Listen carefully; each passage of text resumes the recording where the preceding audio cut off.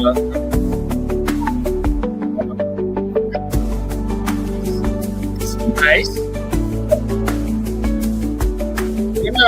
I'm thinking about YouTubers, but well, good afternoon. Good afternoon. This is a little special message. The concept of ex nihilo, of God creating everything that exists, came up today on a little podcast thing that Eric was doing.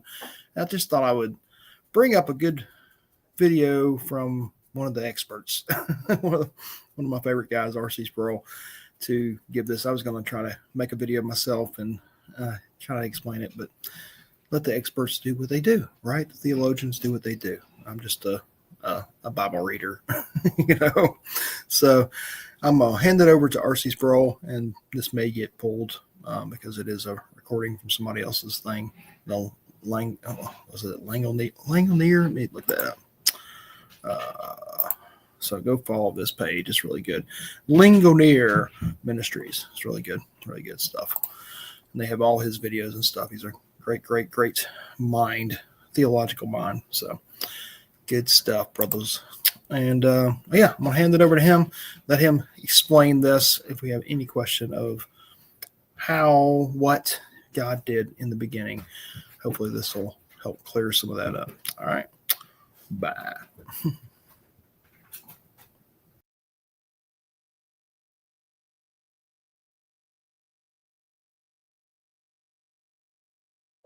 Today we're going to look briefly at the doctrine of creation.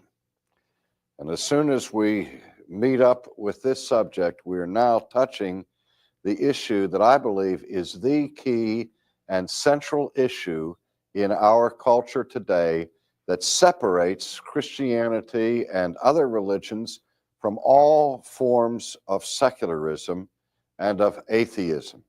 Those who have been proponents of atheism and secularism have aimed their guns almost exclusively at the Christian and Judeo-Christian doctrine of creation, because they understand this point, that if we can undercut the concept of divine creation, the whole Christian life and worldview collapses, because primary to Judeo-Christian faith is the concept that this world in which we live has not emerged as a cosmic accident, but is the result of the direct, supernatural, purposive work of a creator.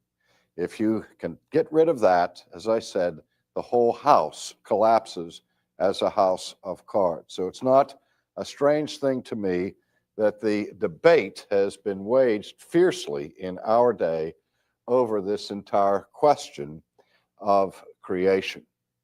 Now, the very first sentence of sacred scripture sets forth this primary affirmation upon which everything else is established. And the words of that first sentence go like this: in the beginning, God created the heavens and the earth. And there are three fundamental points that are affirmed in that first sentence of Scripture, all of which are in dispute in our day.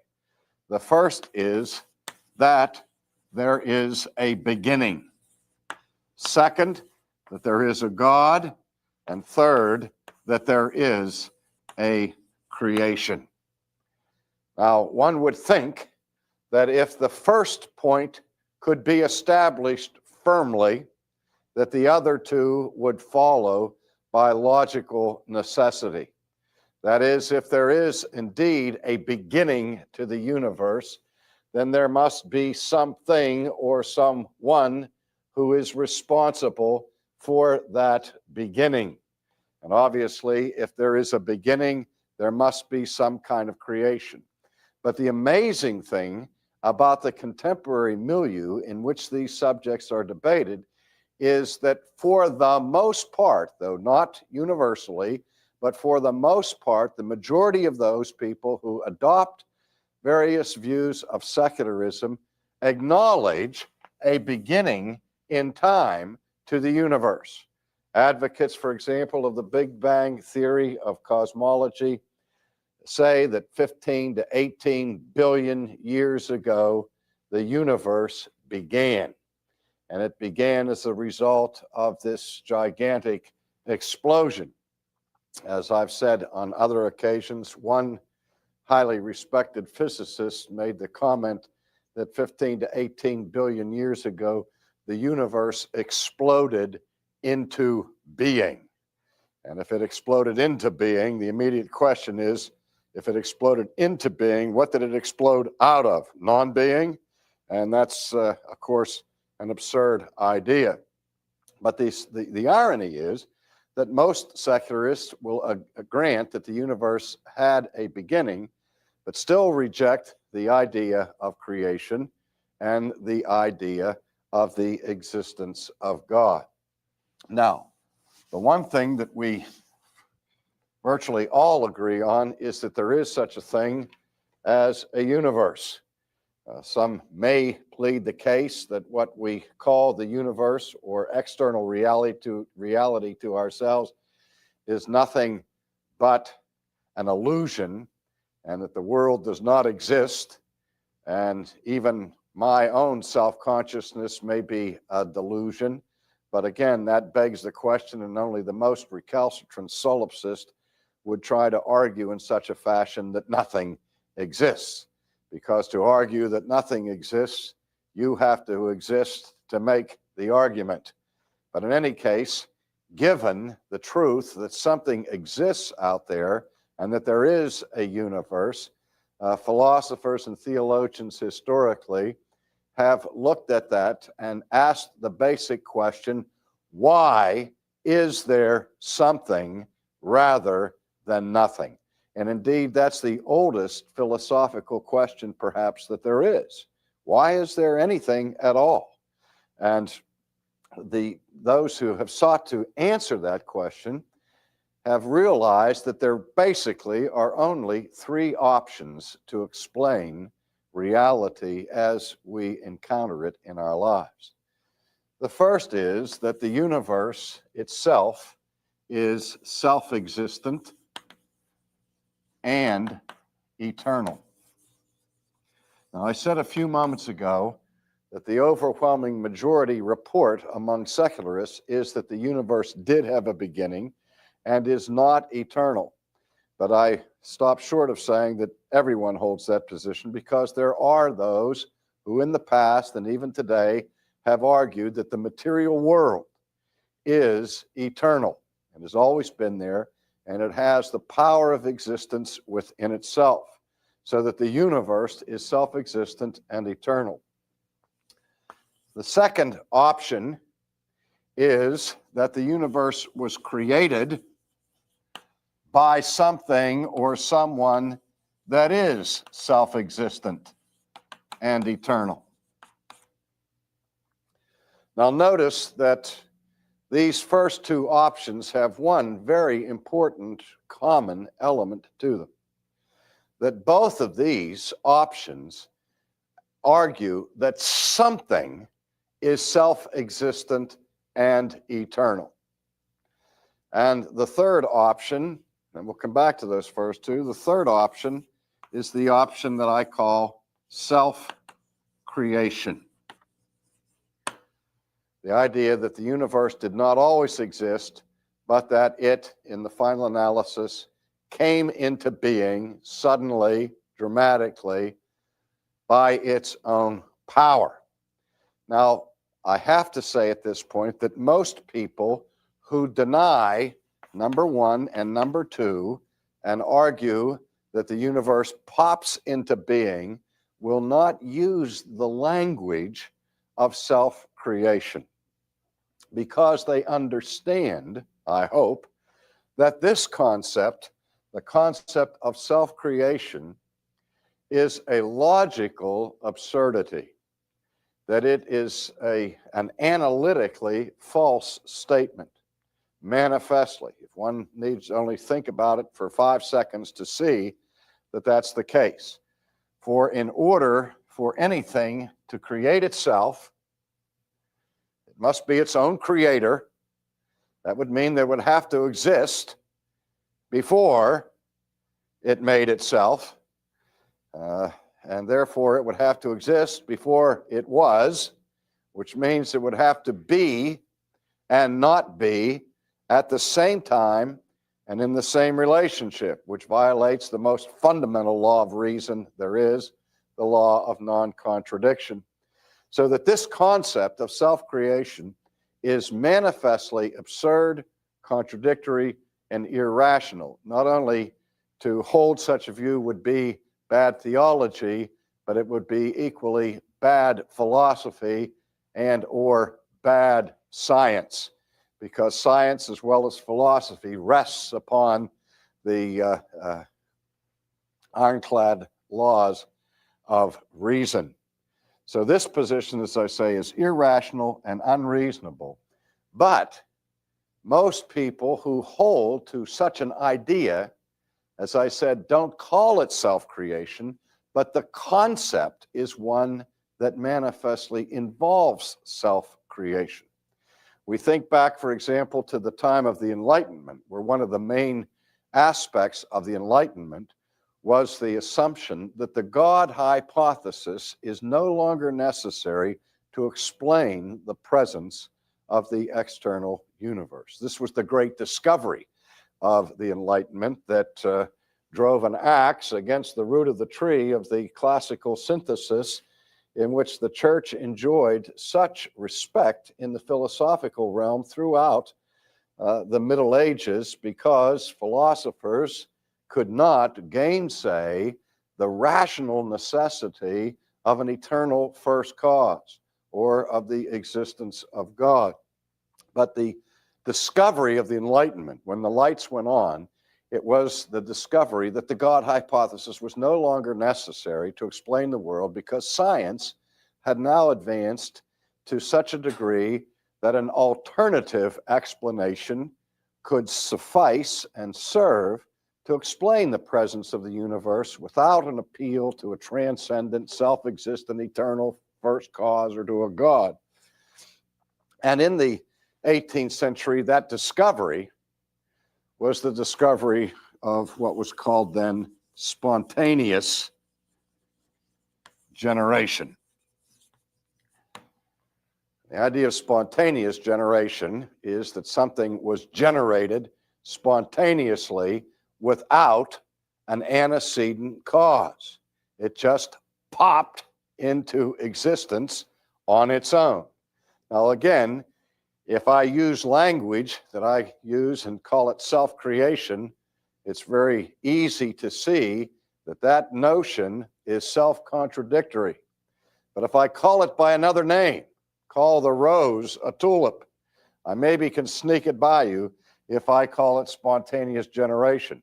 But conceptually, I'm saying the same thing.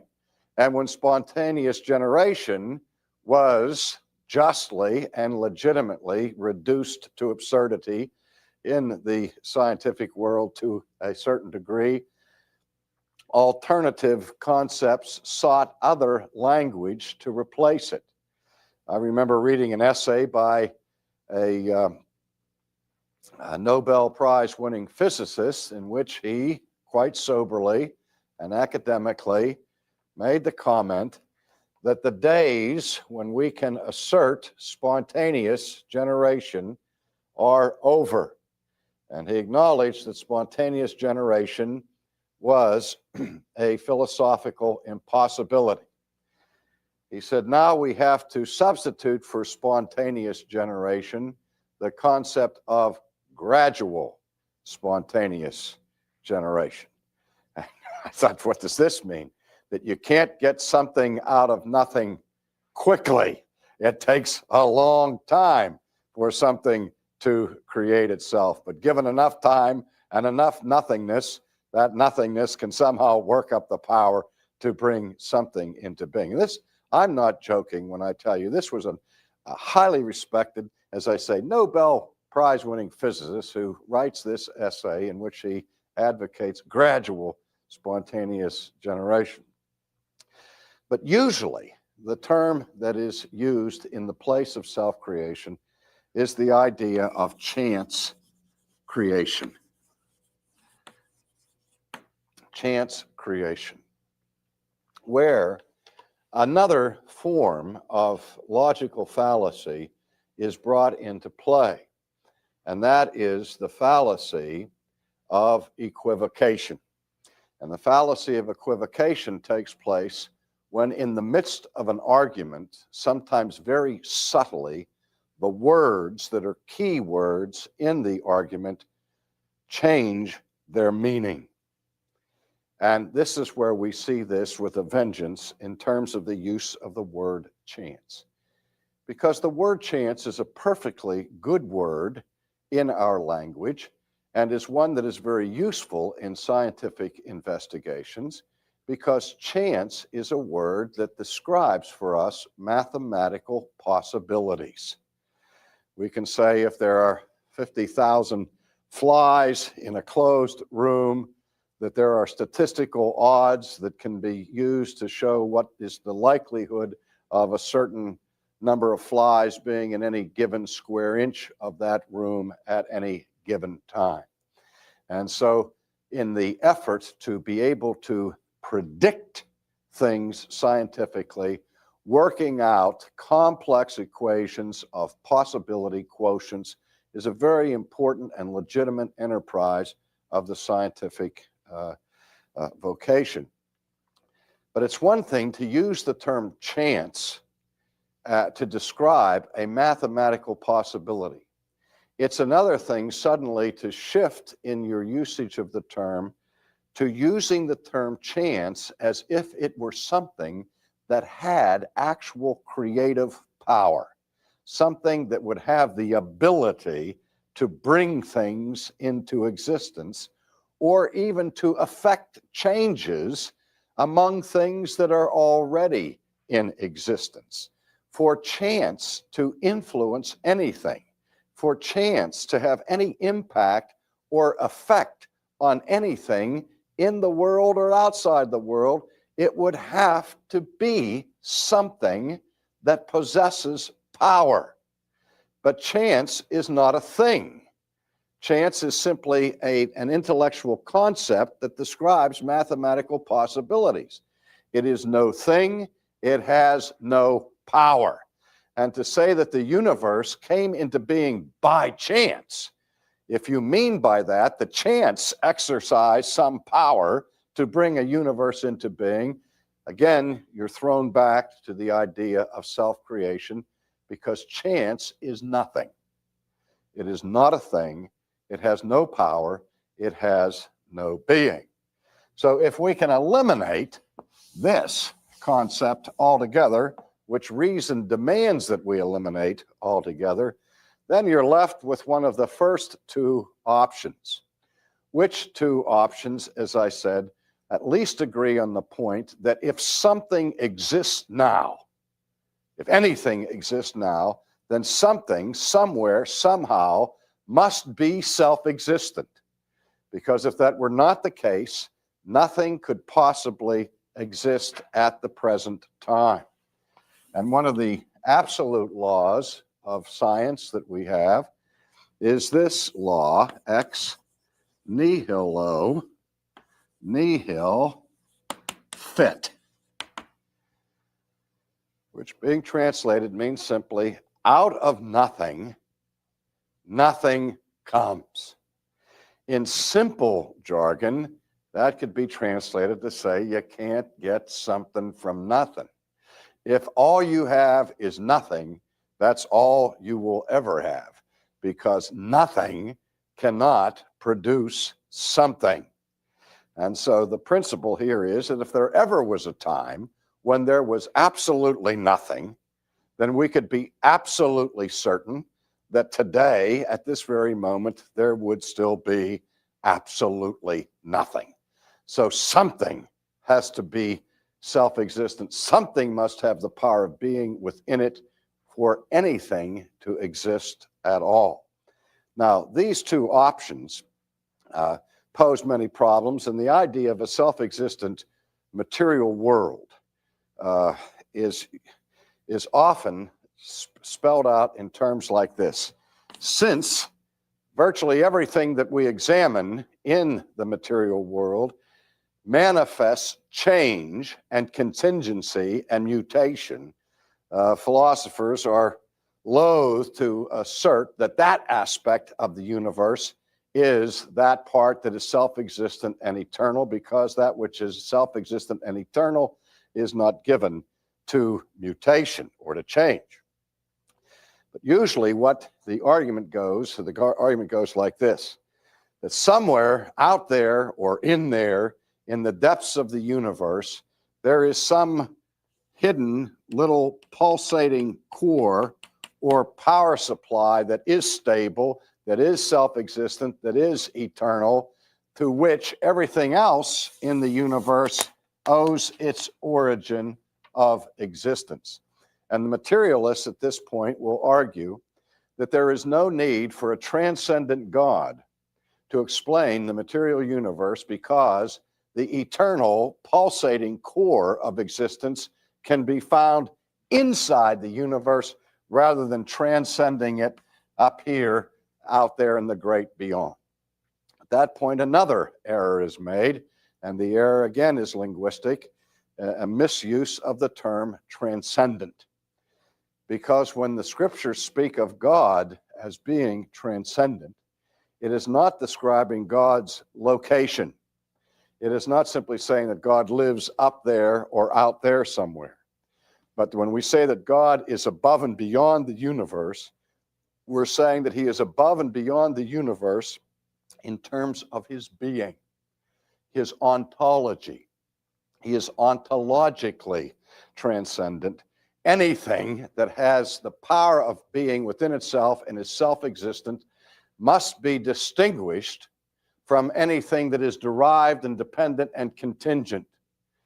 So if there is something at the core of the universe that is self-existent and has the power of being in and of itself, then it by its very nature transcends everything else. So I don't care where God lives. We don't care where his address is. What we're concerned about is his nature, his eternal being, and the dependence of everything else in the universe upon him. Now, finally, in the time that is left, which is brief, the classical Christian view of creation is that God creates the world ex nihilo, out of nothing. And does this not flatly contradict the absolute law I've already set forth, that ex nihilo nihil fit? Out of nothing, nothing comes. People have argued against creation ex nihilo on those very grounds. Well, when Christian theologians say that God creates the world ex nihilo, or out of nothing, that is not the same thing as saying once there was nothing, and then out of that nothing, something came. Rather, the Christian view is, in the beginning, God. And God is not nothing. God is something. God is self-existent and eternal in his being, and he alone has the ability to create things out of nothing. God can call worlds into existence. This is the power of creativity in its absolute sense, that only God has, the ability to create matter, not reshape it and reform it from some pre-existing material. When we talk about creativity in the artistic realm, we talk about somebody's ability to take a square block of marble and shape it and form it into a beautiful statue, or take a plain canvas and some paint and transform that by rearranging the pigment into a beautiful painting. But that's not how God creates the universe. There is no matter that exists, but God calls the world into being, and his creation is absolute in the sense that he is not simply shaping, forming, and shuffling around things that already existed.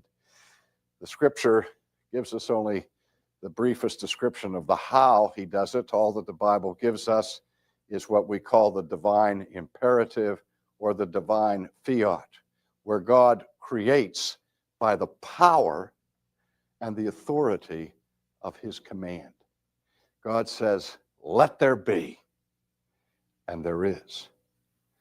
That's the divine imperative, because even nothing cannot resist the command of God, who brings the world and all that is in it into being.